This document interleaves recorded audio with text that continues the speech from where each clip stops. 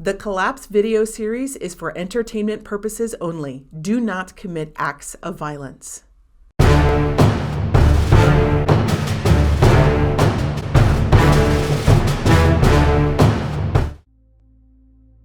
Today is Sunday, 4 days since the grid went down late Wednesday night. Reality has set in. Those who believe the grid will be back up again soon are now outnumbered by those who no longer believe that. Nursing homes are abandoned. Many had backup generators but had not stored water.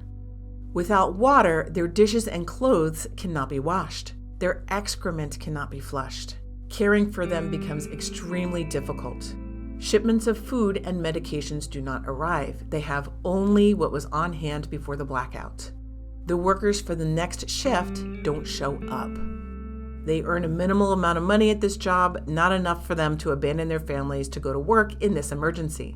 Some can't make it to work even if they want to. They're out of gas and public transportation is not running. The streets are empty. The workers already on shift stay for another 8 hours. But when the shift after that doesn't show up, they decide to leave. A few choose to stay behind and beg the others to remain also, but the workers are worried about their families. The few who remain are completely overwhelmed. The elderly languish. Prisons are out of food, water, and fuel. The wardens call their respective governors to ask what to do.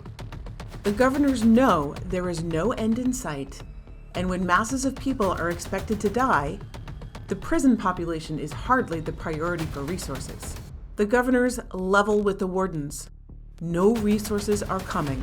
The wardens have full discretion to release prisoners who are not expected to threaten the public and execute those who will, or leave them locked up in the prison, which is the same as executing them.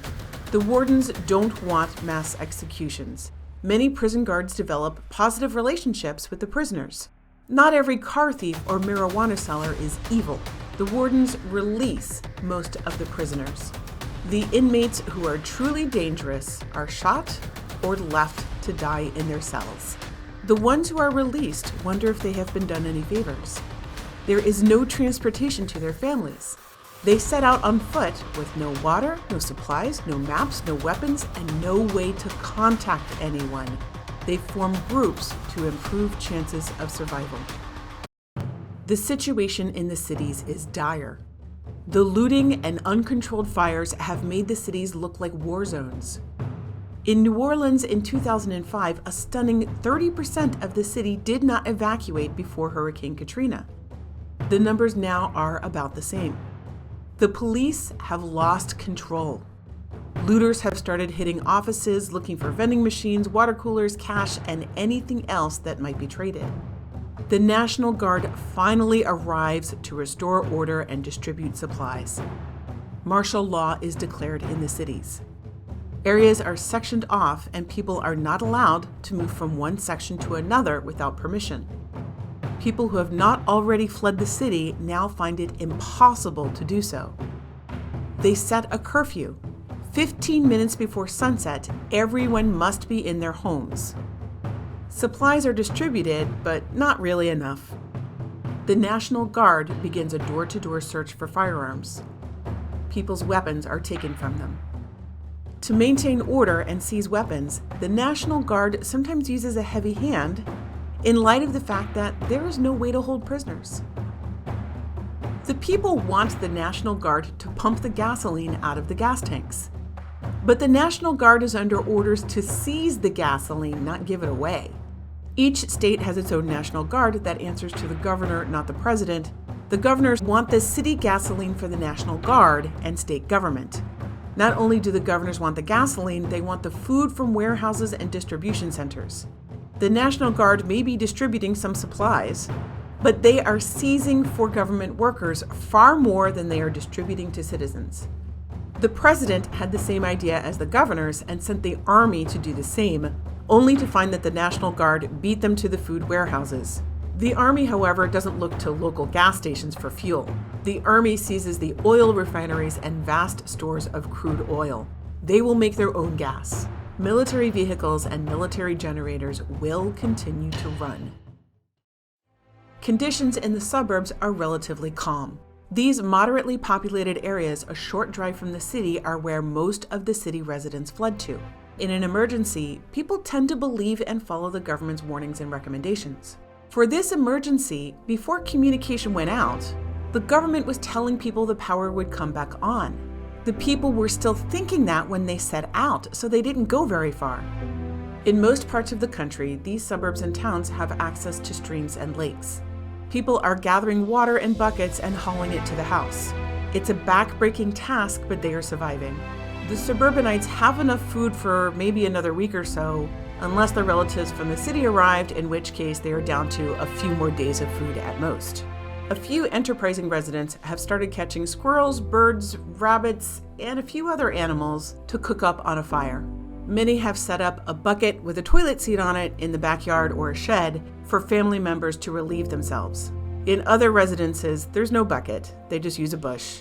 Because there are more grassy areas than in the cities, they think the land can handle the raw sewage without contaminating the water. They are quite wrong. It's better here than in the city, at least there's no violence, but it's not much better. In rural areas, many people have their own backup generators, as it can take time for the electric company to repair a downed power line when the population served is small and the location is remote. They also frequently have their own wells that use electric pumps and are in the basement. They have their own septic systems, wood-burning stoves, and propane tanks. The fuel for a backup generator is expensive and hard to store. For this reason, most people only have it as a backup and don't keep more than an emergency supply of fuel. Some have a few days, some have a few weeks. But as the emergency presses on, everyone expects to run out of fuel soon. Town meetings are called. Volunteers go out and knock on doors to be sure everyone knows about the meetings. The townspeople agree that a backup generator loaned by a volunteer will be used to pump gasoline out of the town's gas stations, and that the generator and fuel will be used to run the town's main water pumps. Arrangements are made to temporarily ration the food resources of the town from available stores and the local farms. The farmers and shopkeepers want to help, but they don't want to be taken advantage of. They are assured that they will be compensated in the future. It is agreed that there is not enough fuel to run irrigation pumps for crops and large herds of animals. In farming communities, much of the crop and many of the animals may be lost. They will be lucky to have enough for themselves. There will be nothing extra to give outsiders. While most of the city residents fled to the suburbs, some did make it to rural areas. The influx of outsiders into rural areas has not gone unnoticed. City folks stand out more than they think they do. The outsiders from the city are not showing up on the steps of town hall asking for food. Rather, they are staying with relatives in town. Some were more welcome when they arrived than others. How many outsiders have reached the town depends on how far it is from the city. Some have increased in population by 30%, some by 10%, some almost none at all. It is decided that those who are already in the town as of today can stay and will receive rations from the farms and stores the same as everyone else. The measure is not popular with everyone in the town, and the measure increases tension between the local residents and the newcomers.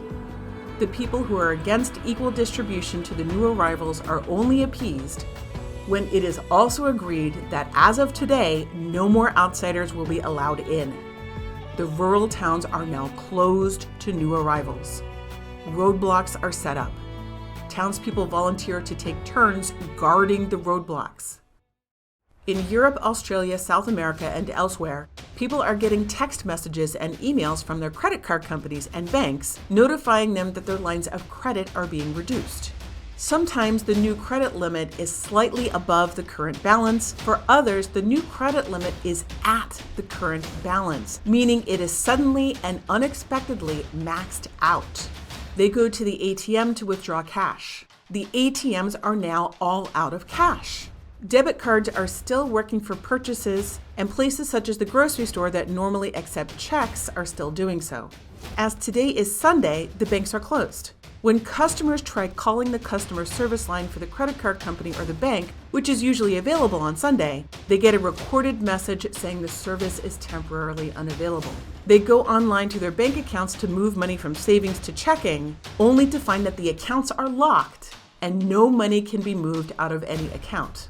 The only money people have access to is their current cash on hand and what is currently in the checking account, and it can only be accessed with a debit card or by check.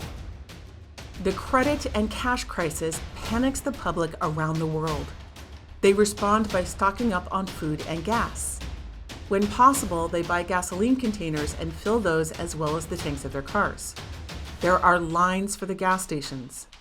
Some of the stations begin running out of gas in their underground tanks. Grocery store shelves are cleared in Rio de Janeiro, in London, in Warsaw, in Tokyo, in Sydney, and elsewhere. Most grocery stores only have 3 days of food. That is bought up by the end of the evening. Some people knowingly write checks at the grocery store for more money than is in the account, figuring that they will move money over from the savings account tomorrow as soon as the accounts are unlocked. Masses of people are quickly running out of cash and running out of money in their checking accounts. Stay tuned for scenes from next week's episode. For an ad-free version of these videos, go to BitChute or Brighteon, links in the description. Even with the ads, there is not enough YouTube ad revenue to support this show. Please consider subscribing on Subscribestar. Next week on The Collapse. Hospital generators are now out of fuel. Administrators recommend that the most critical patients be moved, but there is nowhere to move them to. Patients who can leave are asked to leave. Those who can't leave begin to die.